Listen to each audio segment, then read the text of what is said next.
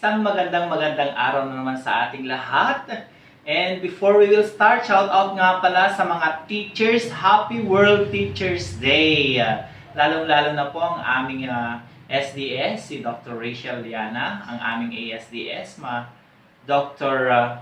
Mary Julie Truz, at gayon din po ang aming CID Chief, Madam Evelyn Ramos, SGOD Chief Sir Romulo Ancheta, and to all the teachers of Western Cayapa District, Aritauto District, and to all the teachers in the Philippines. Okay, Happy World Teachers Day sa inyong lahat. Okay, so ang ating lessons po ay ang multiplying decimals and mixed numbers. But before that, so that you can master the multiplying decimals, you should go back with my previous video about mastering your skills in multiplication. Okay, so this time let's start with example number 1. 0.2 times 0.3. Take note that the first factor is what we call multiplicand. And the second factor is what we call multiplier. And their product is and the answer is what we call product. Ayan. So, let's do it. In multiplying decimals is like multiplying whole numbers. You just proceed or go on how to multiply the whole numbers. Is the same true with multiplying decimals. So, for example, 3 times 2 is 6. 3 times 0 is 0. 0 times 2 is 0. And 0 times 0 is 0. Now, let's count if how many decimal digits we have in both multiplicand and multiplier, or both factors. 1 and 2. So 1 and 2. So the answer is, since there are 2 0, remove the other one. We have to retain only one that will represent the whole number. So the product of 0.2 multiplied by 0.3 is equal to 0.06. How about example number 2? 0.12 times 0.4. 4 times 2 is 8. 4 times 1 is 4. 4 times 0 is 0. Then, that is 0 times 0.12 is 0. Now, let's count the number of digits of the decimals. 1, 2, 3. So, we have also 3 digits in the decimal place. So, we have 1, 2, 3. So, the product of 0.12 multiplied by 0.4 is equal to 0.048. Okay. How about example number 3? 0.251 multiplied by 0.5. The same. You have to start from the lowest value. So, 5 times 1 is 5. Wait, tayo sumulat.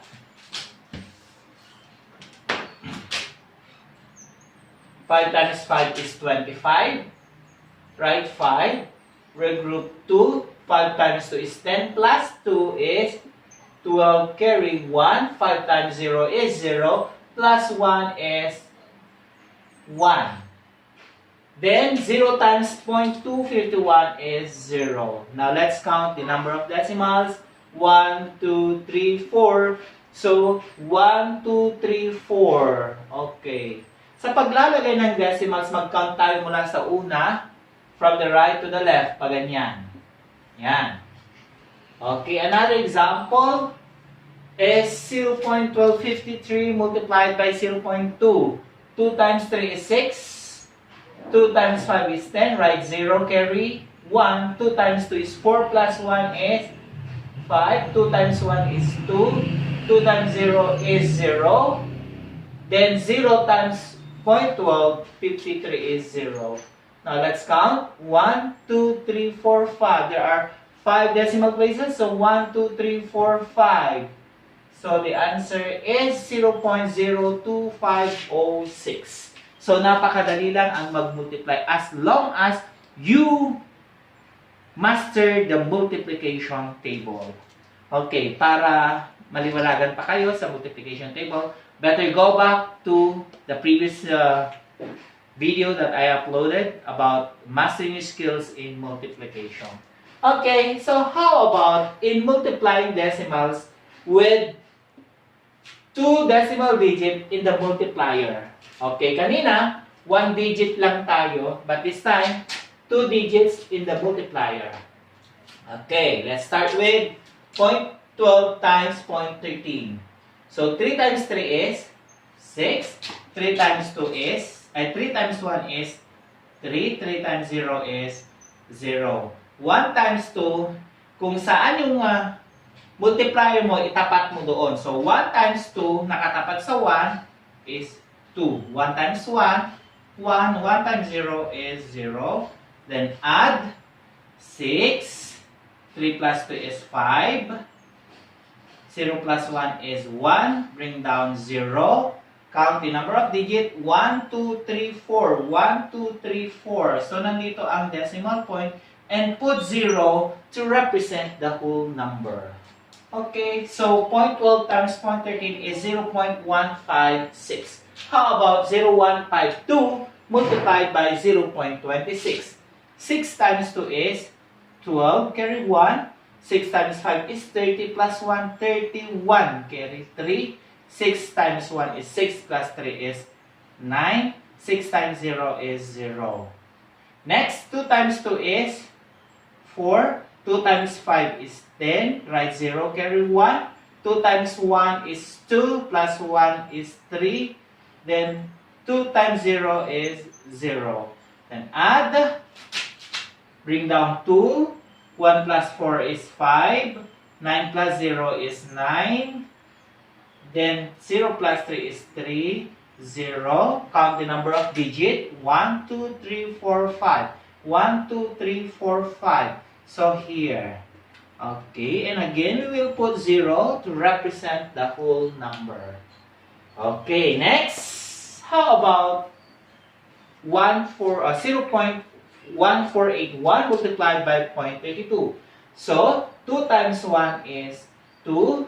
2 times 8 is 16. Carry 1. 2 times 4 is 8 plus 1 is 9. 2 times 1 is 2. Then, 0. Next, 3 times 1 is 3. 3 times 8 is 24. Carry 2. 3 times 4 is 12 plus 2 is 14. Carry 1. 3 times 1 is 3 plus 1 is 4. Then 0. Add. That is 2. 9. 6 plus 3 is 9. 9 plus 4 is 13. Write 3, carry 1. 1 plus 2 is 3. Plus 4 is 7. 0 plus 4 is 4. Bring down 0. Let's count the number of digit. 1, 2, 3, 4, 5, 6. So, 1, 2, 3, 4, 5, 6.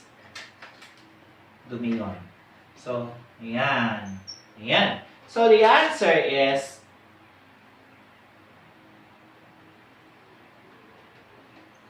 0.047392. So, napakadali lang ang mag-multiply ng decimals as long as you know the process in multiplying numbers or whole numbers. Okay, I will give you an example this time for the mixed decimals. Okay.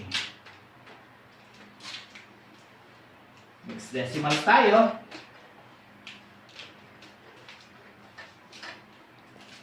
So, baguhin natin yung mga numbers para hindi na masasayang.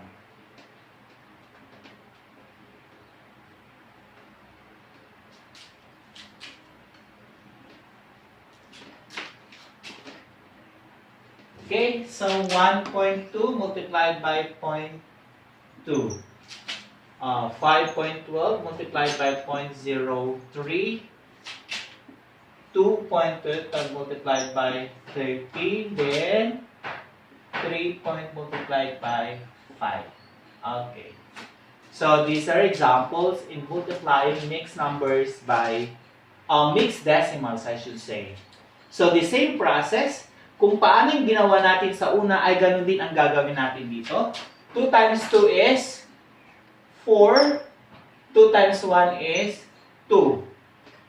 Then, bilangin natin decimal point. 1, 2, 1, 2. Okay. Yan. So, the answer is 0.24. The 0 here represents the whole number. Okay. Another example. 3 times 2 is 6. 3 times 1 is 3. 3 times 5 is 15. Let's count the number of digit. 1, 2, 3, 1, 2, 3. So the product of 5.12 times 0.3 is 1.536. How about this one? Okay, palitan natin para madali lang. 8 times 1 is 8. 8 times 5 is 40. Carry 4. 8 times 2 is 16. Plus 4 is 20. Carry 2. 8 times 2 is 16. Plus 2 is 18. How many digits do we have? 1, 2, 3, 4. 1, 2, 3, 4. So the product is 1.8008. How about the last one example? It's 5 times 5 is 25. Carry 2. 5 times 2 is 10. Plus 2 is 12. Carry 1. 5 times 1 is 5. Plus 1 is 6. 5 times 3 is 15. Again, 1, 2, 3, 4. 1, 2, 3, 4. Okay. So, that is how to multiply decimal numbers. Kung paano mag-multiply ng whole numbers ay ganun din. Only the difference is you just count the number of digits from the decimal point at ganun din ang i-count nyo to represent the whole and the, or to determine the whole number and the decimal numbers. So yan po ang ating lessons for today. It is multiplying decimals and mixed decimals. Again, sa mga bata, pagtiyagaan lang natin mag-aral, basahin natin mabuti ang mga modules na naibigay sa inyo at sana ay nakatulong ako at pakisabi na lang sa mga kaibigan na hindi pa nakapag-subscribe para panoorin ang mga i-upload kong video. Okay, so again, thank you and God bless everyone.